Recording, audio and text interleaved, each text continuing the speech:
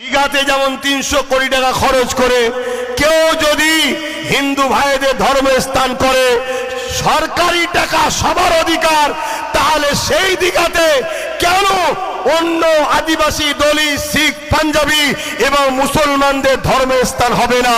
ওখানে আমাদেরও করে দেখাতে হবে, ঠিক না? ঠিক। যদি আমার কথা তোমরা শুনতে, তাহলে আজকে বলো তো দেখি, এই যে চেয়ারে বসে আছি, এই চেয়ারের 4টে পায়া আছে, যদি একটা পায়া আমাদের হাতে থাকতো তাহলে আমার রাজ্য সরকার কি বলতে পারতো দিল্লি চলে যাও? অধিকার নিতে শিখুন, অধিকার নিতে শিখুন।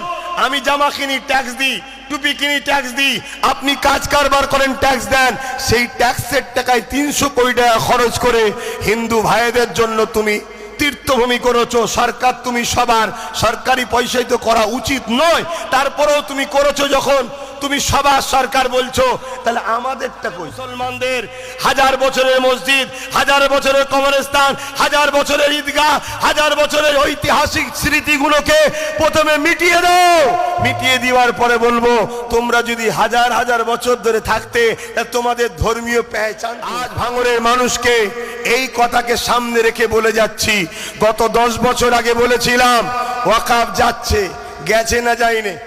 গেছে না যায়নি? ভাঙড়কে প্রচুর টার্গেট আছে, সেই টার্গেটের একটা টার্গেট বলে যাচ্ছি, তোমাদের উপরে লক্ষ্য হলো এয়ারপোর্টের নামে জমি অধিগ্রহণ করে তোমাদেরকে উচ্ছেদ করার পরিকল্পনা চলছে। মরতে যখন 2 দিন পরেই হবে, আজকে মরবো, যাতে করে কোনোদিন ভাঙড়ে কেউ জমি নিবার স্বপ্ন না নেয়।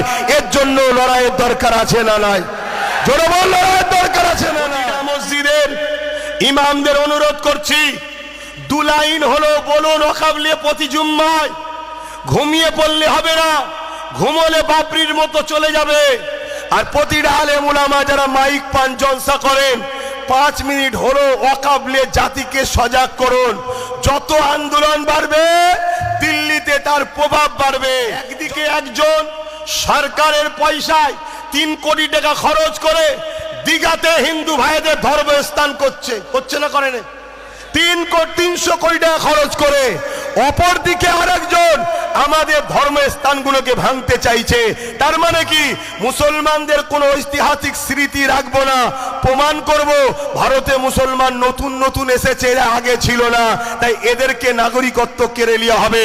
তাই আমার আরেকটা দাবি, এই জলসা থেকেই বলছি, আপনাদের আপত্তি নাই তো? দীঘাতে যেমন ৩০০ কোটি টাকা খরচ করে কেউ যদি হিন্দু ভাইদের ধর্মস্থান করে, সরকারি টাকা সবার অধিকার, তাহলে সেই দীঘাতে কেন অন্য আদিবাসী, দলিত, শিখ, পাঞ্জাবি এবং মুসলমানদের ধর্মস্থান হবে না? ওখানে আমাদেরও করে দেখাতে হবে, ঠিক না? ঠিক গো, ওখানে আমাদেরকেও করে দিতে হবে। আমার সঙ্গে আপনারা একমত না? একমত নয়? একমত তো নাকি? অধিকার নিতে শিখুন, অধিকার নিতে শিখুন। আমি জামা কিনি ট্যাক্স দিই, টুপি কিনি ট্যাক্স দিই, আপনি কাজ কারবার করেন ট্যাক্স দেন। সেই ট্যাক্সের টাকায় ৩০০ কোটি টাকা খরচ করে হিন্দু ভাইদের জন্য তুমি তীর্থভূমি করেছো। সরকার তুমি সবার, সরকারি পয়সায় তো করা উচিত নয়, তারপরেও তুমি করেছো। যখন তুমি সবার সরকার বলছো, তাহলে আমাদেরটা কই? আমাদেরটা কই? এটা দরকার আছে না নাই? আমাদের করবে না, উপরন্তু আমরা আমাদের মসজিদকে বাঁচাতে চাইব, বলবে বাঁচানোর জন্য কথা বলা যাবে না। এদের পরিকল্পনাটা আপনারা বুঝতে পাচ্ছেন কি জানি না। এদের পরিকল্পনা হলো 80, 90, 100 বছর আগে থেকে যত ঐতিহাসিক মসজিদ, মাদ্রাসা, কবরস্থান আছে, যেগুলোর কাগজ নেই। শুনছেন তো নাকি? যদিও থাকে, সে কাগজ খোলার মতো উপায় নেই, খুললেই মরমর করে ভেঙে যাবে। শুনছেন তো নাকি? তাহলে এইগুলোকে দখল করে নাও, ভেঙে আদানি আম্বানিকে দিয়ে দাও। দিয়ে দেওয়া হয়ে গেলে কি হবে? তখনই আমরা বলবো, স্বাধীনতার আগে যদি ভারতে মুসলমান থাকতো, পশ্চিম বাংলায় থাকতো, তাহলে তোমাদের মসজিদ, মাদ্রাসা, কবরস্থান কই? শুনছেন তো নাকি? আর যদি আমরা এগুলো বাঁচাতে পারি, 1400 বছরের একটা মসজিদ আছে কেরলে, চিরামান মসজিদ। কি মসজিদ? কেরলে। কত বয়স? 1400। তার মানে মসজিদ যদি 1450 বছর আগে থাকে, তার মানে ভারতবর্ষে 1450 বছর ধরে মুসলমান আছে। তাহলে যে মুসলমান এত হাজার হাজার বছর ধরে আছে, এই মুসলমানকে কেন্দ্র সরকার তাড়াতে পারবে? পারবে না। এই জন্যই পরিকল্পনা করছে আগে মুসলমানদের হাজার বছরের মসজিদ, হাজার বছরের কবরস্থান, হাজার বছরের ঈদগাহ, হাজার বছরের ঐতিহাসিক স্মৃতিগুলোকে প্রথমে মিটিয়ে দাও। মিটিয়ে দেওয়ার পরে বলবো, তোমরা যদি হাজার হাজার বছর ধরে থাকতে, তোমাদের ধর্মীয় পেহচান কই? কথা মাথায় ঢুকছে? আর সেই কাজে সেই কেন্দ্র সরকারের উপকার করছে আমার রাজ্য সরকার। তাহলে ইনি কি ঠিক করছে না অন্যায় করছে? জোরে বলুন। হ্যাঁ। আর রাজ্য সরকারের সঙ্গে কিছু মুনাফেক মুসলমানরা এখন সাথ দিয়ে হই হই করছে। কি দিচ্ছে না দেয়নি? এই মুনাফেক মুসলমানগুলোকে চিনুন। এরা সুযোগ পেলে টুক করে লাভ মেরে বলবে ইসলাম ছেড়ে দিলাম। কি বলবে? ইসলাম ছেড়ে দিলাম। আপনি হয়তো আমার কথা ভাবতে পাচ্ছেন না, কিন্তু আমরা ইতিহাস পড়া ছাত্র, আমি জানি না আমার কথা আমার যুব সমাজ নিতে পারছে কিনা, কিন্তু আমার ডিউটি আছে। আল্লাহ আমাকে ডিউটি দিয়েছে। উম্মতে মুহাম্মাদিকে বুঝাবার জন্য নবীর মেম্বারে উঠেছি। তাই উম্মতে মুহাম্মাদিকে বলে যাচ্ছি, খুব কঠিন পরিস্থিতি আসছে। লুহা না হলে লুহা কাটা যায় না। জালিমদের মোকাবেলা করতে গেলে জালিমরা যে পাওয়ারে করছে ওই পাওয়ারকে দখল করতে হবে।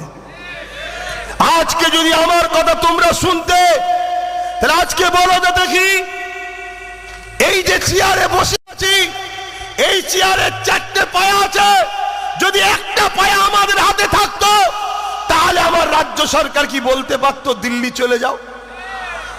ধরুন উনি বসে আছে, কিন্তু উনার চারটে পায়ের মধ্যে একটা পায়া আমাদের হাতে আছে। উনার ক্ষমতা ছিল তখন এ কথা বলার যে দিল্লি চলে যাও, কেন উনি জানে আমার পায়া খুলে নিলে আমি পড়ে যাব। তাই মুসলমান খুব চিন্তা ভাবনা করো। যত কষ্টই হোক, যতই ত্যাগ স্বীকার করতে হোক, যত যা কিছু দিতে হয় দাও, যা কিছু নিতে হয় নাও। এই বাচ্চাদের ভবিষ্যতের স্বার্থে, এদের ভবিষ্যতের স্বার্থে নিজেদের ঘরে মজবুত হতে হবে। 50, 60, 70টা লাঠি তৈরি করতে হবে কুকুর মারার জন্য।